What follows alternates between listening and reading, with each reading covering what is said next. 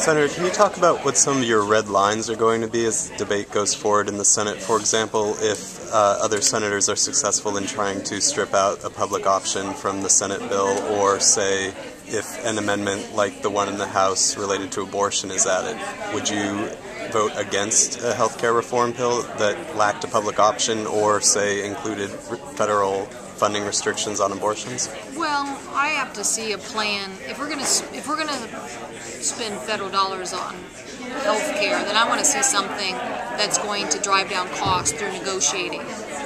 So I don't know what you want to call that, but it has to be a negotiation where we're driving down the premium costs from what they are today.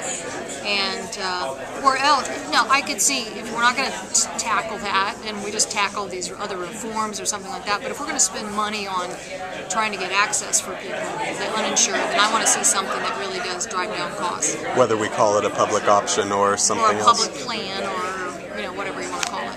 And basic health would be a version of that? I think basic health is a public plan that works with private insurers.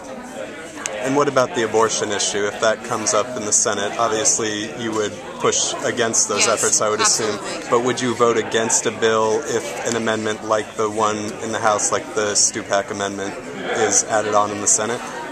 I would, but I think we're going to correct the issue. So, but I don't want to see the Stupak amendment. I think it would take health care that now is the option, a full range of health care options for women if you were part of a public plan, off the table. And I think it's the wrong direction. What are some of the other red lines for you as the debate goes forward? Well, I think we need to make sure that we're continuing to focus on reducing costs, and I think we're going to have a lot of discussion about that.